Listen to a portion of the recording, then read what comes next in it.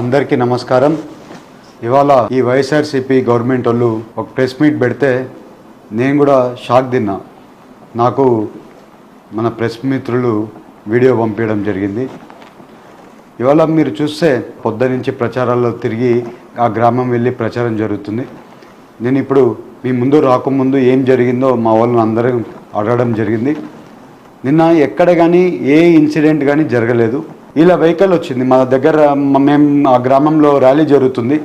అందరు కార్యకర్తలు, బీజేపీ కార్యకర్తలు, టీడీపీ కార్యకర్తలు, జనసేన కార్యకర్తలు అందరూ కూడా విపరీతంగా క్రౌడ్ వచ్చి మా ర్యాలీ జరుగుతుంది. అక్కడ మినిమం టు మినిమం 3,000 నుంచి 4,000 మంది ర్యాలీ జరుగుతుంది. ఆ ర్యాలీలో పొజిషన్ పార్టీ వాళ్ళు వచ్చారంట. వచ్చి విపరీతంగా సైరన్లు వేసుకుంటా మా వాళ్ళని రెచ్చగొట్టే కార్యక్రమం వీళ్ళు చేశారంట. చేస్తే బాగుండదని చెప్పి పెద్దలు అందరూ కూడా అక్కడి నుంచి వెహికల్ని డీవియేషన్ చేసి వేరే రూట్లో పంపించడం జరిగింది. ఆ ఫుటేజ్ కూడా నేను చూసినాకే మీ ముందు మాట్లాడుతున్నా. నా దగ్గర ఆ వీడియో ఫుటేజ్ వచ్చింది, నేను చూశాను. ఎక్కడ కానీ ఇన్సిడెంట్ జరగలేదు. వీళ్ళు ఏదో పొలిటికల్ మైలేజ్ కోసం మాట్లాడుతున్నారు. నిన్న రాత్రి ఇన్సిడెంట్ జరిగితే ఎందుకు మీరు అక్కడ దగ్గరలో ఉండే పోలీస్ స్టేషన్కి కంప్లైంట్ ఇవ్వలేదు? కావాలని మీరు ఇది కార్యక్రమం చేయడమే కదా. మీరు మాట్లాడే మాటలలో కూడా అర్థం చేసుకోండి. మీరేందండి మమ్మల్ని ఇంట్లో నుంచి రానికపోవడం? మేము అనుకుంటే ఇంకా అసలు ఇంట్లో నుంచి నువ్వు బయటికి కాదు, నువ్వు ఇంట్లో కూడా పడుకోలేవు. ఆ రకంగా చేయొద్దు. ఛాలెంజ్ మాట్లాడడంలో కూడా అర్థం ఉండాలి. నువ్వు మమ్మల్ని బెదిరించే కార్యక్రమాలు చేయాలని చూస్తున్నావా? బెదిరించేది వద్దండి. ఏం చేయాలనుకుంటున్నారు? ఏంటిది పద్ధతి ఉందా ఏమన్నా? అక్కడ ఏం ఇన్సిడెంటే జరగకపోతే పోలీసుల్ని అట్లయితే ఇన్వెస్టిగేషన్ చేసి ఇమీడియట్గా ప్రెస్ రిలీజ్ ఇవ్వమని చెప్పండి. పోలీసు వాళ్ళది ఏం జరిగిందో ఇన్వెస్టిగేషన్ చేయమని చెప్పండి పోలీసుల్ని. అస్సలు ఏమీ జరగలేదు.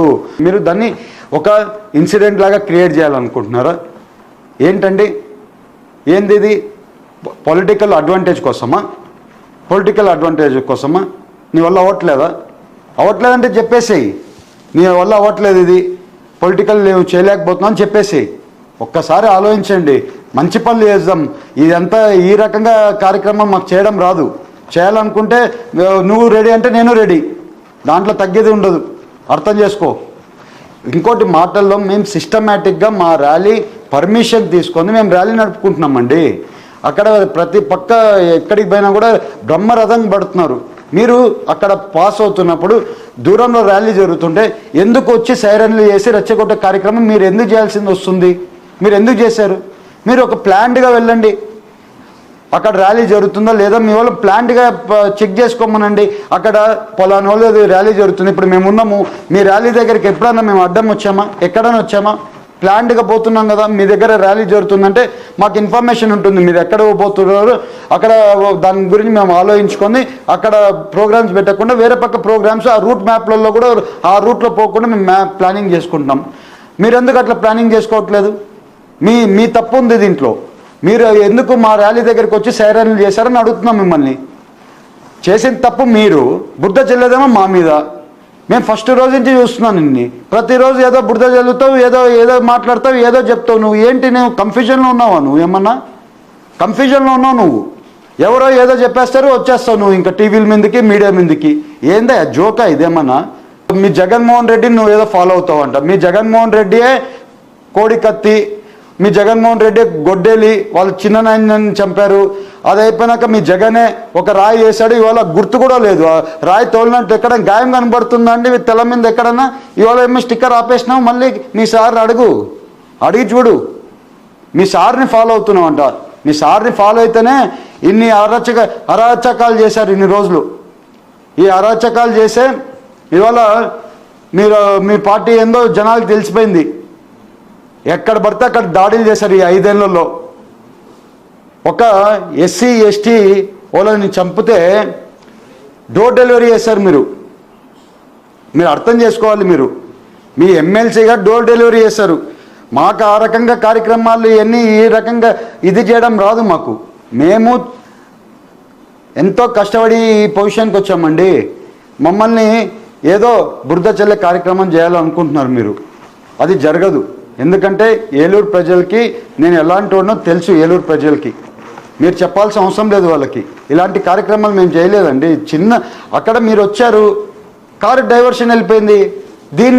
దీన్ని మీరు కావాలని ఇష్యూ చేయాలనుకుంటున్నారా? ఏంటండి ఇది? ఏమన్నా అర్థం ఉందా? పోటాపోటీగా నువ్వు ప్రచారం చేయి, నేను ప్రచారం చేద్దాం పోటాపోటీగా, నో ప్రాబ్లం. రిజల్ట్ అనేది దేవుడు డిసైడ్ చేస్తాడు. అది మనం మంచి పనులు చేస్తుంటే దేవుడు డిసైడ్ చేస్తాడు, జనాలు డిసైడ్ చేస్తారు. దేవుడు పైన నువ్వెవరు ఈ రకంగా ఆరోపణలు చేసేది? నువ్వేంది నన్ను ఆపేది? మా వాళ్ళకే నువ్వు ఛాలెంజెస్ ఇస్తున్నావు. అసలు వద్దు, నువ్వు ఛాలెంజెస్ ఇస్తే మా ముందు నిలబడాలంటే కష్టం. నువ్వు అర్థం చేసుకో బ్రదర్, కొంచెం అర్థం చేసుకోవాలి. నువ్వు అంత ఈజీగా నువ్వు చెప్పిన దక్షం మేము ఏదో షేకం అయిపోతాం అనుకుంటున్నారేమో, అట్లా ఉండదు. ఏదైనా కానీ ఒక డిసిప్లైన్డ్గా పనిచేద్దాం. సక్సెస్ఫుల్గా నువ్వేం చేస్తావు చెప్పు, నేనేం చేస్తాను చెప్తున్నాం. ప్రచారం చేసుకో, సక్సెస్ఫుల్గా వెళ్ళు, ప్లాన్డ్గా ఉండు, ప్లాన్డ్గా పని చేయి. ఫస్ట్ ప్లాన్డ్గా పని చేయి, నేర్చుకొని ప్లాన్డ్గా వెళ్ళండి అని చెప్తూ ప్రతి ఒక్కరూ ప్రజలందరూ ఆలోచించండి. వీళ్ళకి ఈ పనులు చేయాల్సింది ఏం అవసరం వస్తుందంటే, మీకు కూడా తెలుసు ఎందుకు ఈ పనులు చేస్తున్నారో వీళ్ళు. మాకు ఆ పనులు చేయాల్సిన అవసరం లేదు.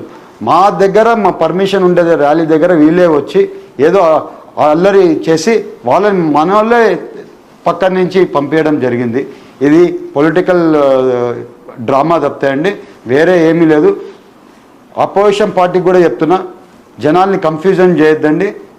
ఏదైనా కానీ ఒక కరెక్ట్ పద్ధతిలో వెళ్దాం, పద్ధతిలో రాజకీయాలు చేద్దాం. ఎప్పుడు కూడా పద్ధతిలోనే రాజకీయాలు చేస్తాం. ఎక్కడ కానీ మాది డీవియేషన్ లేదు. ఎవరు ఏ రాజకీయ కుటుంబం పద్ధతిలో రాజకీయం చేసింది, ఏ కుటుంబం పద్ధతిగా రాజకీయం చేయలేదో జనాలకు తెలుసు. మీరు చెప్పాల్సిన అవసరం లేదు. మేము జనాలకు తెలుసు. ఇంకొక 10 రోజుల్లో జనాలు డిసైడ్ చేస్తారు. ఆ డిసైడ్ అయిపోయినాక ఇంకా ఈ డ్రామాలన్నీ ఆగిపోతే ఈ డ్రామాలన్నీ నమ్మే పరిస్థితిలో జనాలు లేరని తెలుపుకుంటున్నాను. జనాలు అందరికీ కూడా ఆలోచించమని మీకు తెలుపుతున్నాను. మా దగ్గర ఇట్లాంటి ఇన్సిడెంట్ జరగలేదు. మీ అందరికీ చెప్తున్నా. అందరికీ నమస్కారం. మీ పుట్టా మహేష్ కుమార్.